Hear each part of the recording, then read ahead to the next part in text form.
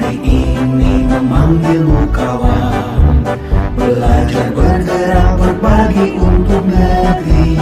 Guru penggerak majukan pendidikan, guru penggerak menghamba pada murid, kreatif rancang pembelajaran. Hargai potensi, tingkatkan prestasi, lahirkan profil pelajar Pancasila. Belajar bergerak berbagi untuk negeri, kita menjalin kolaborasi. Belajar bergerak berbagi untuk negeri, demi bakti pada Ibu Pertiwi.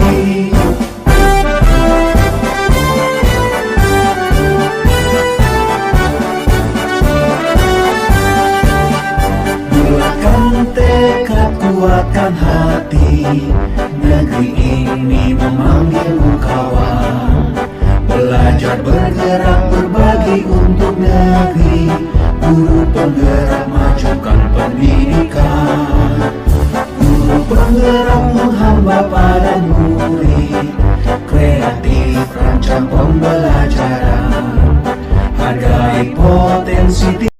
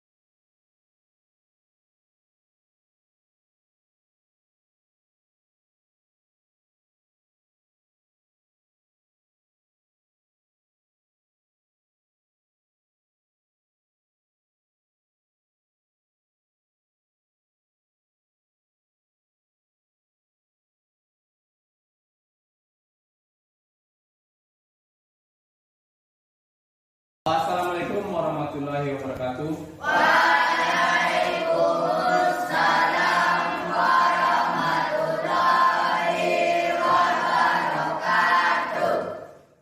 Menjelang siang ini kita bangkitkan semangat kita dulu ya. Selamat pagi. Pagi, pagi, pagi.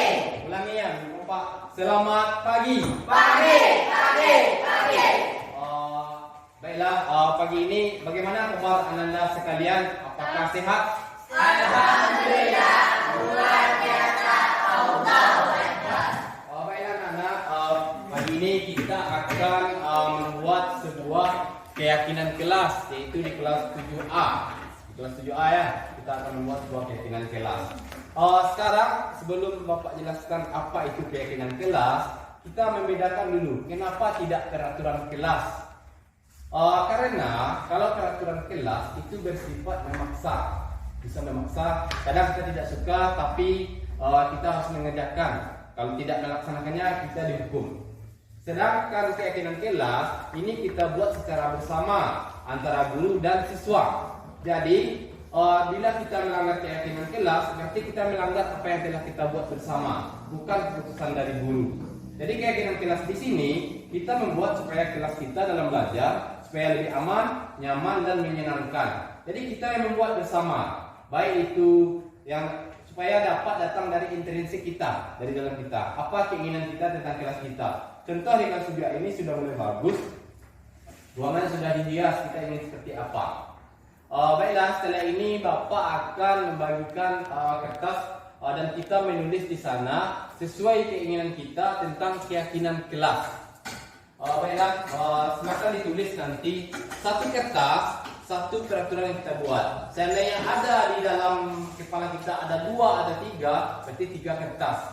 Setelah itu, setelah kita tulis, silahkan langsung ke depan dan tempel di papan tulis. Paham? Paham? Baiklah. Bagi yang sebelah sini itu berwarna pink. Yang bagian akhir berwarna oranye. Ini kan ya? Ini sudah warna hijau.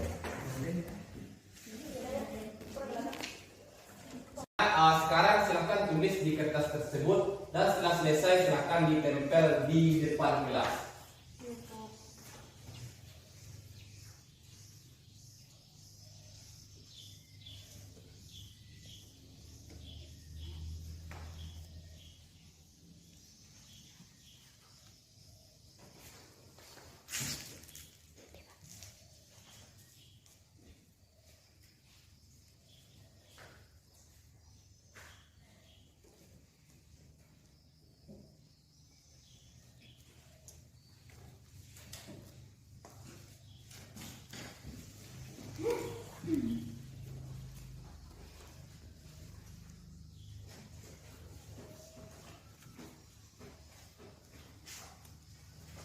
Karena sudah siap menulis keyakinan kelas berdasarkan isi pikiran kita masing-masing, silahkan ditempel di tempat yang telah disediakan.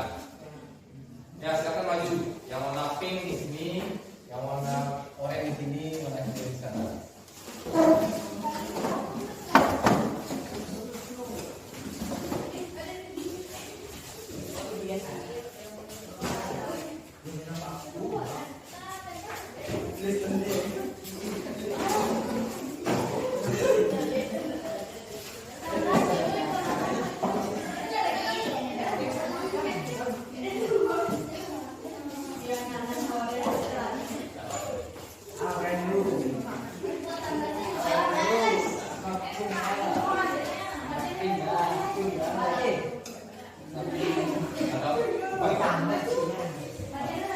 Dengan terakhirnya pembuatan keyakinan kelas ini, kita akan melaksanakannya pada pembelajaran selanjutnya, yaitu keyakinan kelas ini kita sepakati bersama dan kita laksanakan bersama supaya pembelajaran di kelas menjadi aman, tenang, nyaman dan menyenangkan. SMP 3 Bukit Sunde. Yes. SMP 3 Bukit Sunde. Jaya, jaya, jaya. SMP 3 Bukit Sunde. Sekolah bergerak, tergerak, menggerakkan.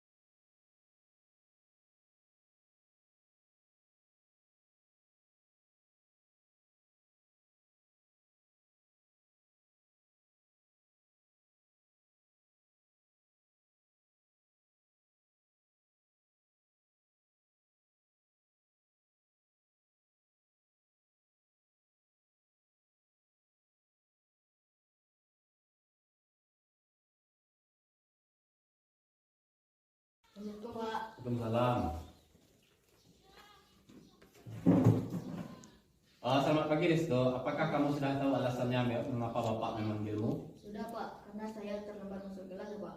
Betul, benar Resto. Apakah terlambat masuk kelas merupakan perbuatan yang baik? Tidak Pak, Respon minta maaf, Respon melakukan kesalahan. Tidak apa-apa, semua orang pernah melakukan kesalahan. Karena tidak ada yang sempurna di dunia ini. Bahkan Bapak juga pernah melakukan kesalahan seperti kamu. Tapi Bapak tidak tertarik mencari siapa yang salah. Namun Bapak ingin mencari solusi dari permasalahan ini. Kamu pasti punya alasan mengapa setiap sudah istirahat selalu terlambat masuk ke kelas. Coba ceritakan kepada Bapak, kenapa kamu sering terlambat masuk kelas setelah jam istirahat?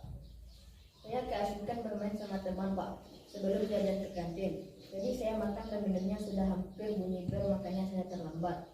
Oh, bermain bersama teman itu memang seru ya Resto. Kamu pasti sangat menyukainya. Adakah solusi yang bisa kamu lakukan agar kamu tetap bisa bermain dengan teman dan jajan di kantin juga namun tidak mengganggu atau tidak terlambat masuk ke kelas? Ada Pak, saya harus bisa membagi waktu dengan bijak. Kira-kira kapan kamu akan mulai melakukannya?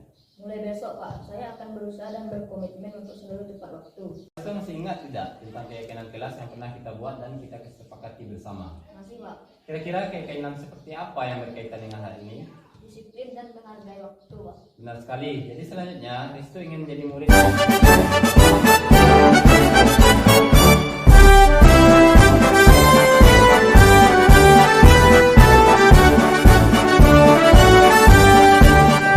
Buatkan tekad, kuatkan hati. Negeri ini memanggilmu kawan. Belajar, bergerak, berbagi untuk negeri. Guru penggerak, majukan pendidikan. Guru penggerak menghamba pada murid. Kreatif, rancang pembelajaran. Hargai potensi, tingkatkan prestasi. Lahirkan profil pelajar Pancasila. Belajar, bergerak, berbagi untuk negeri. Kita menjalin kolaborasi. Belajar, bergerak, berbagi untuk negeri. Demi bakti pada Ibu Pertiwi.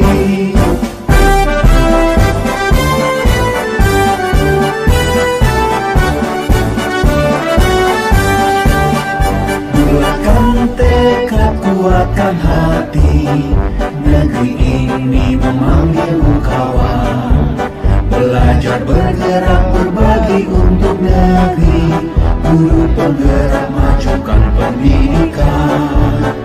Guru penggerak menghamba pada murid.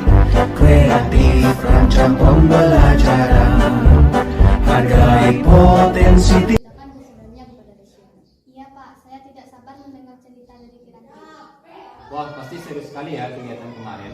Pasti tidak hanya Lisa yang ingin mendengar cerita dari kamu. Jadi bisakah kita memperbaiki masalah ini? Bisa Pak. Sekarang Bapak ingin bertanya, apakah ada solusi agar kalian bisa bercerita namun tidak mengganggu proses pembelajaran di kelas? Kami akan menunggu sampai pembelajaran. Saya juga ingin bercerita Pak. Jadi kalian sudah mengerti kapan waktu yang tepat untuk bercerita? Sudah Pak. Nah, betul sekali. Minggu depan kita akan mempelajari tentang menceritakan pengalaman yang berkesan kepada teman-teman sekelas. Pada materi itu, kalian bisa menceritakan pengalaman kalian di depan kelas kepada teman-teman kalian. Baik Pak. Pasti nanti akan selesai. Ada banyak pengalaman yang menyenangkan yang saya dan teman-teman ingin ceritakan. Oh baiklah, sekarang Bapak ingin bertanya tentang sikap kalian tadi. Kira-kira keyakinan kelas mana yang menunjukkan perilaku yang baik saat jam pembelajaran? Menghargai dan menghormati orang lain Pak. Betul sekali. Jadi apakah sikap itu perlu kita lakukan? Sangat perlu Pak. Mengapa? Karena apakah itu penting untuk diri kalian? Iya Pak, karena jika ingin dihargai, kami juga harus menghargai orang lain. Dan jika ingin memahami pelajaran dengan baik, maka kami harus fokus dalam belajar. Benar sekali. Pasti tidak enak jika kita bisa belajar tidak dihargai.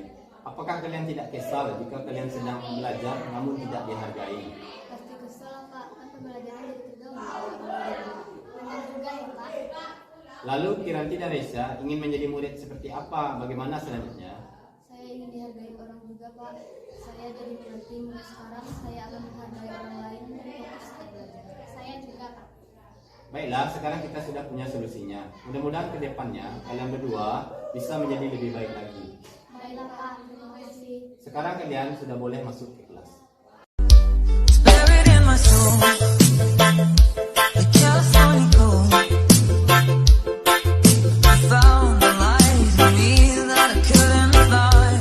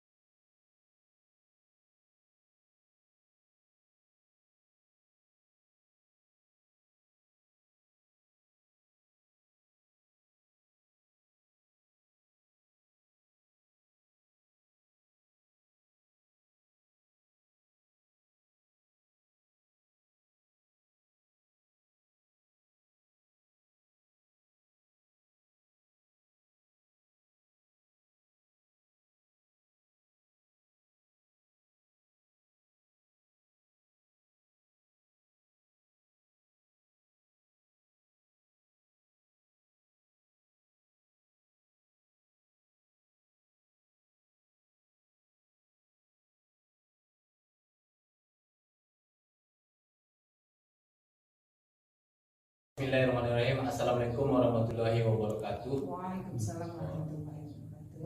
Alhamdulillahirabbil alamin. Wassalatu wassalamu ala asrofil anbiya'i wal mursalin wa ala alihi washabihi rasulillahi ajmain. Puji syukur marilah kita sampaikan selalu puji syukur marilah kita ucapkan kepada Allah Subhanahu wa taala yang mana berkat rahmat dan karunia-Nya kita dapat berkumpul di ruangan ini dalam rangka penyampaian diseminasi budaya positif di sekolah. Selanjutnya, selawat dan salam tak lupa kita mohonkan kepada Nabi besar Muhammad Sallallahu Alaihi Wasallam. Yang kita hormati ibu kepala sekolah beserta wakil yang sama-sama kita hormati, bapak-bapak, ibu-ibu, majelis guru yang ada dalam ruangan ini, dan seterusnya kepada staf tata usaha yang sama-sama kita hormati. Acara yang pertama yaitu pembukaan dari protokol. Selanjutnya sepatah kata dari pihak sekolah, dari kepala sekolah atau yang mewakili yang dihadiri oleh ibu wakil kepala sekolah. Pada ibu silakan. Baik, terima kasih. Assalamualaikum warahmatullahi wabarakatuh. Alhamdulillahirabbil alamin. Puji syukur tidak lupa kita ucapkan kepada Allah Subhanahu wa taala.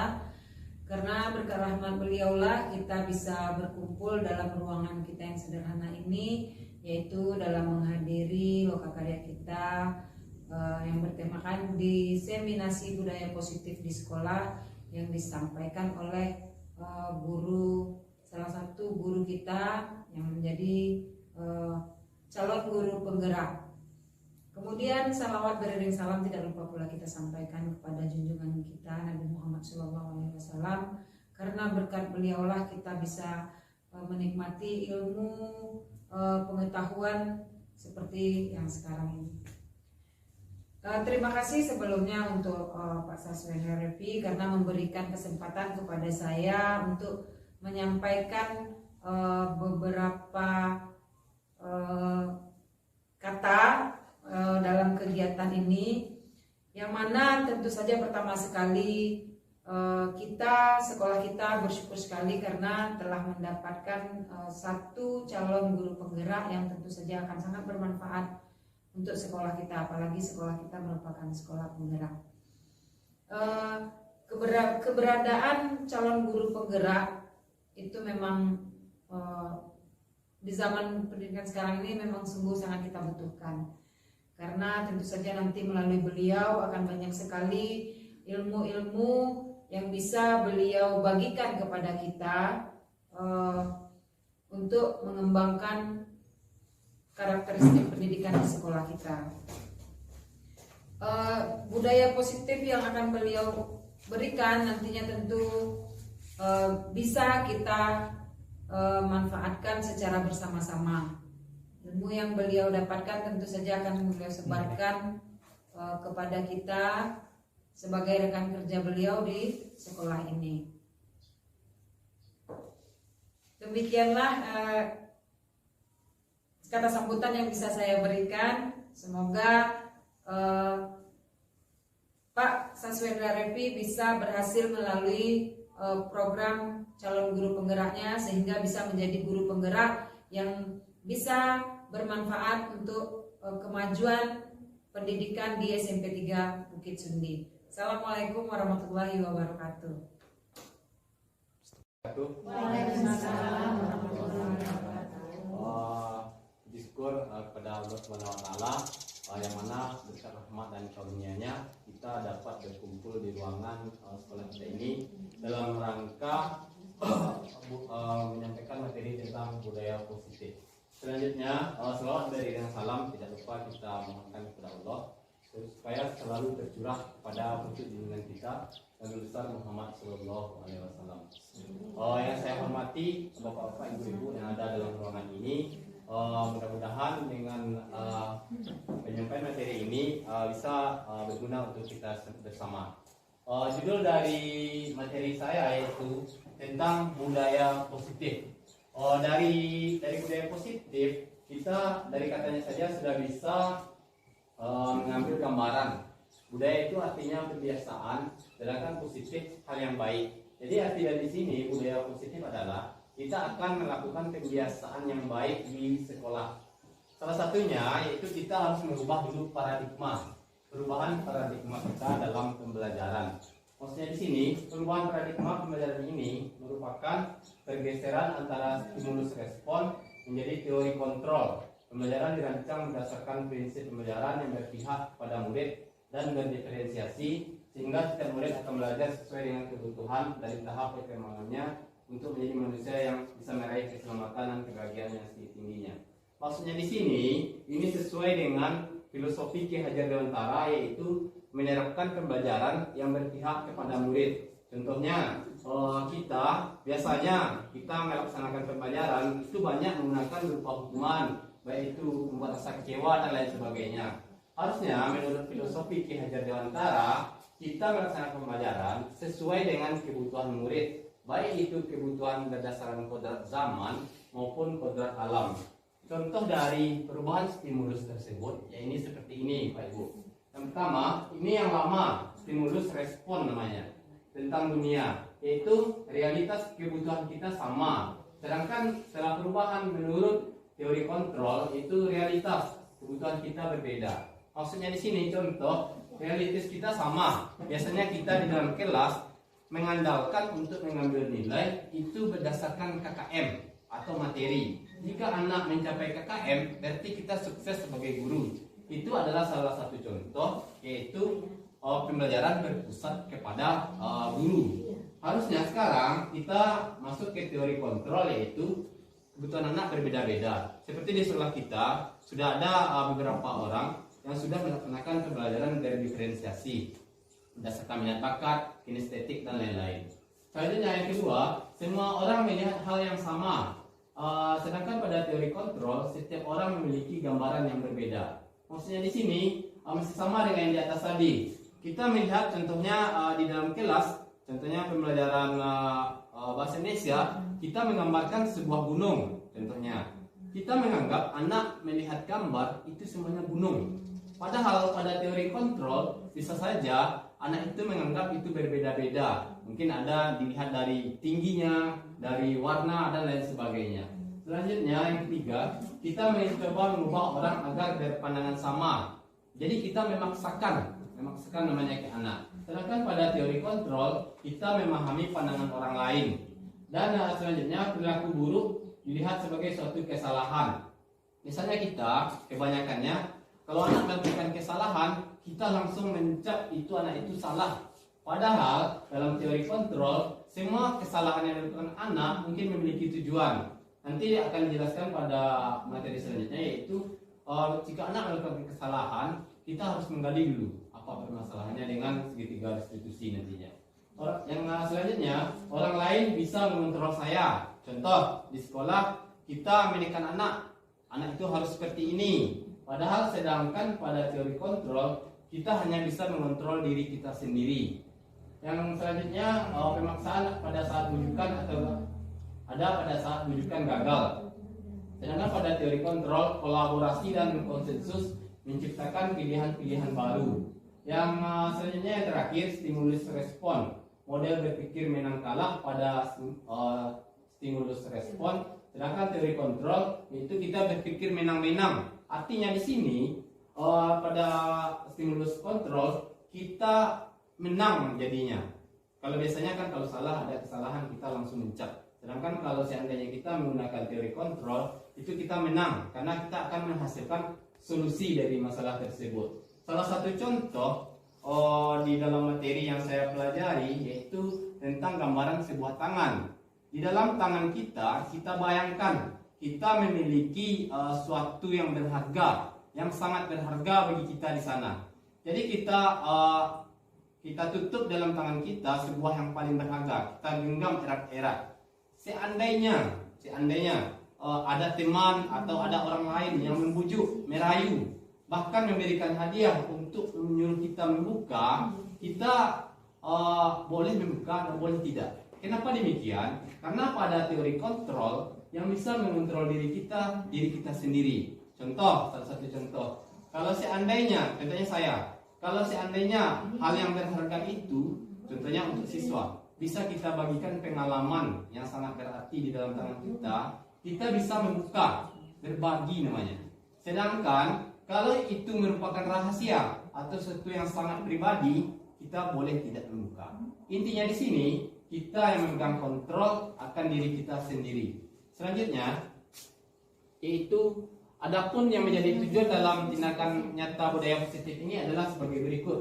Untuk mewujudkan visi sekolah melalui penerapan budaya positif. Yang kedua, terbentuknya karakter disiplin yang kuat, menumbuhkan dan menguatkan karakter positif melalui pembiasaan-pembiasaan positif.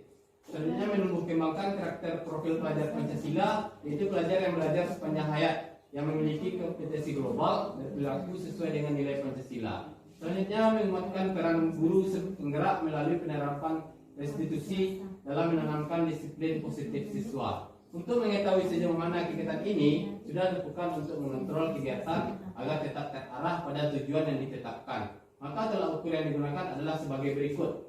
Yang pertama, terbentuknya keyakinan kelas. Dalam membentuk keyakinan kelas, kita bukan membuat biasanya kita membuat peraturan itu dari kita siswa harus menerima. Sedangkan keyakinan kelas kita membuat bersama-sama keyakinan kelas untuk dijadikan di sana sebagai pertimbangan untuk memberikan bukan hukuman tapi konsekuensi bagi siswa yang melanggar. Selanjutnya, salah satu contohnya membudayakan 5S, itu termasuk budaya positif. Selanjutnya, disiplin positif. Disiplin positif yang tadi budaya artinya pembiasaan. Sedangkan disiplin itu sudah berupa aturan.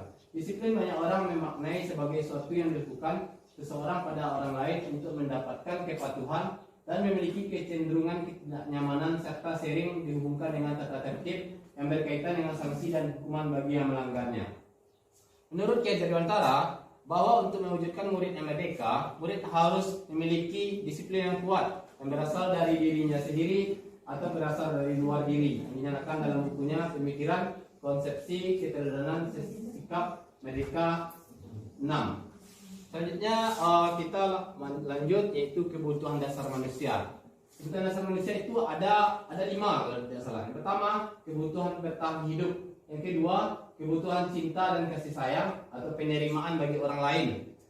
Contohnya yang kedua ini, kita menerima bagaimana kekurangan siswa, bagaimana kebaikan siswa, sehingga itu menjadi motivasi buat mereka. Yang ketiga, kebutuhan penguasaan atau pengakuan. Siswa kita perlu kita beri pengakuan bahwa mereka itu tidak bodoh katanya. Contohnya, mereka itu memiliki kelebihan di bidang lain, karena menurut filosofi Ki Hajar Dewantara, siswa itu semuanya berbeda.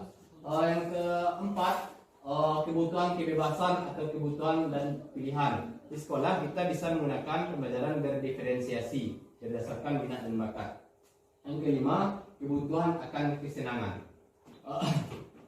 Jadi contoh yang nomor 5 yaitu di dalam pembelajaran kita harus menyediakan ruangan yang contohnya kelas yang nyaman, aman, dan membuat anak belajar secara menyenangkan.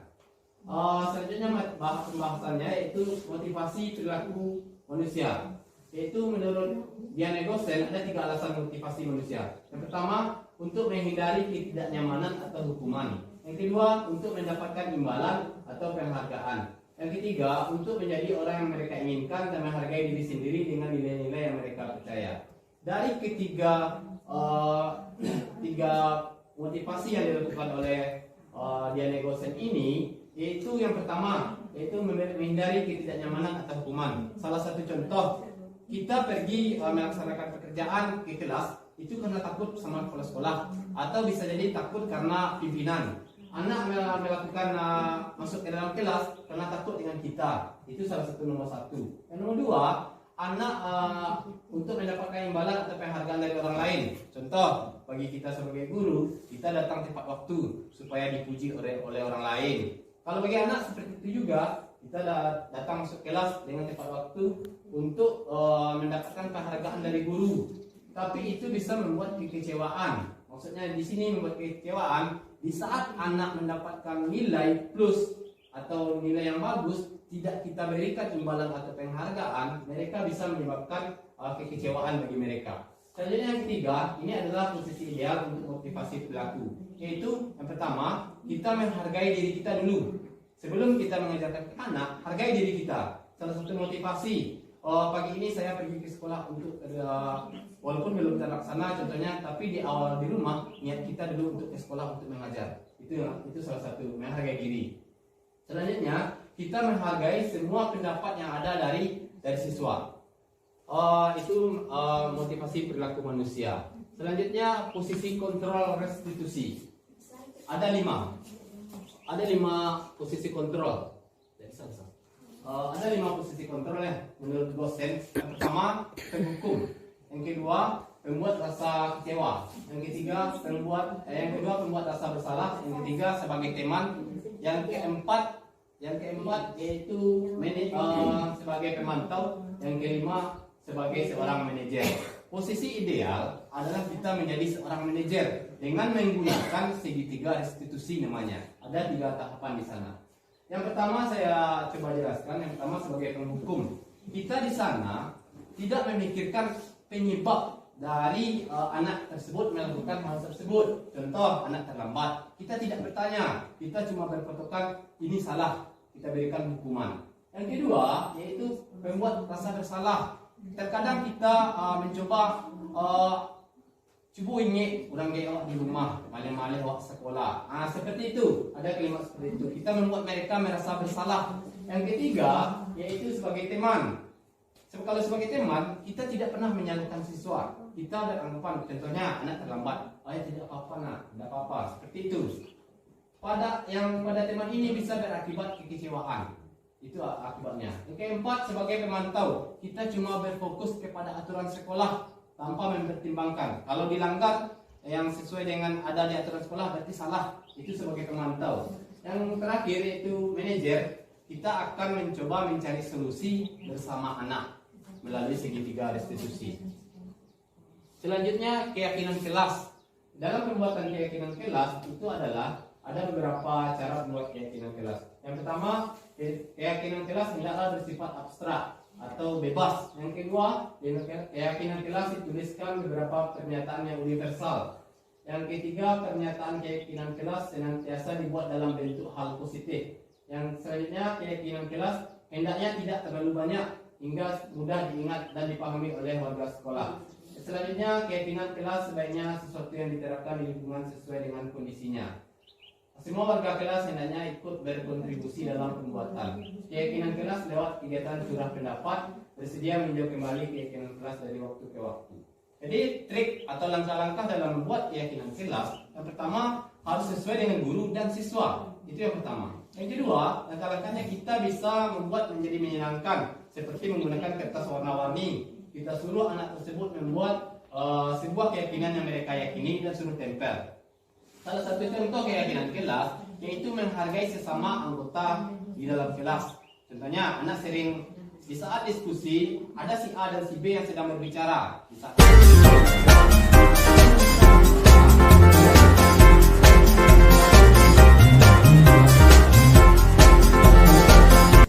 Selanjutnya, yang terakhir segitiga restitusi.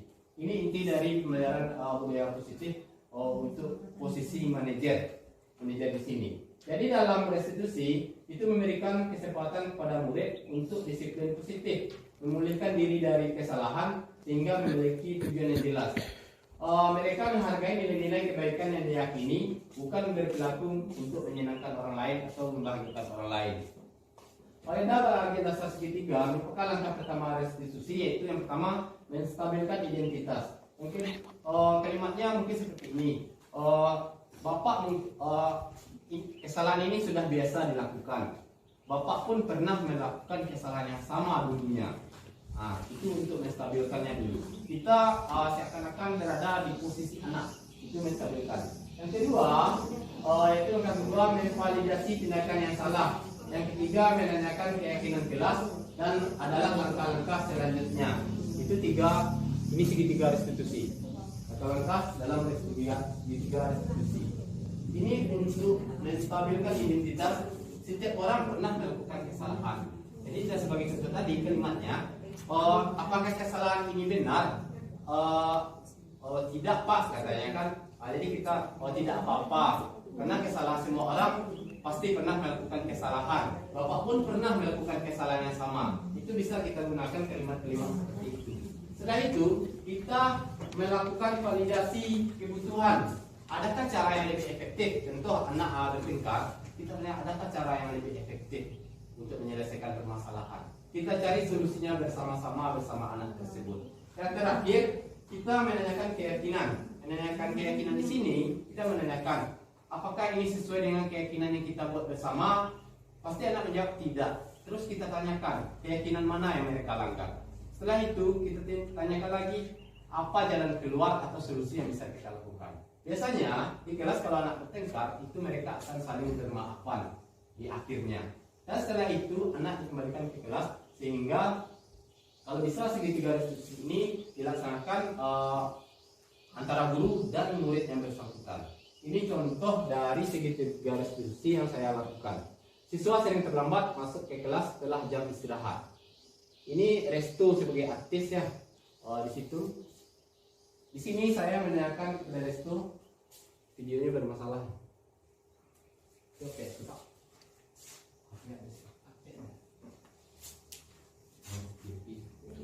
Ini salah satu contoh. Yang pertama menstabilkan identitas. Yang kedua ini contohnya, ini video ya Pak Ibu, tapi tidak bisa diputar. Ini yang kedua, validasi tindakan yang salah. Di sini kita tidak menyalahkan anak lagi, tapi kita mencoba mencari atau memvalidasinya. Ini menanyakan keyakinannya. Yang ketiga, setelah tahap 3 menanyakan keyakinan, kita pasti sudah menemukan solusi dari permasalahan yang dilakukan anak.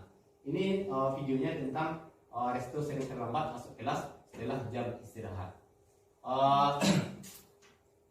Mungkin itu pembahasan dari saya di Bapak Ibu tentang materi saya budaya positif di sekolah. Selanjutnya kalau ada pertanyaan, saran dan tanggapan tentang presentasi saya, dipersilahkan. Aduh, Pak.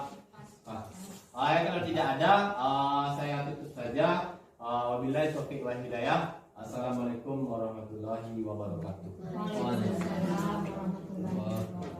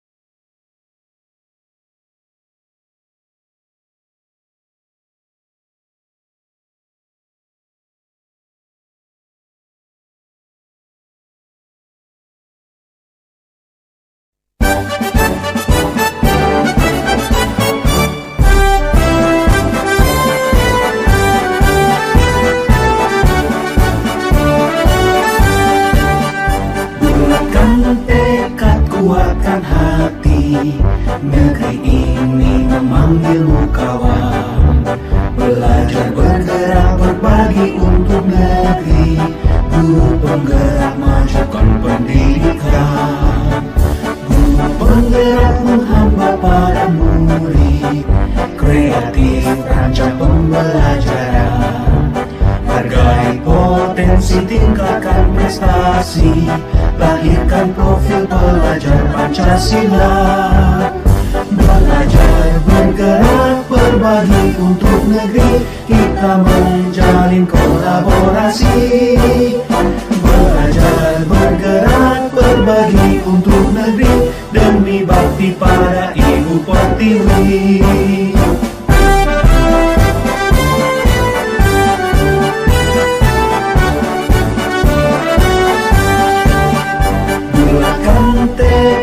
Kuatkan hati, negeri ini memanggilmu kawan. Belajar bergerak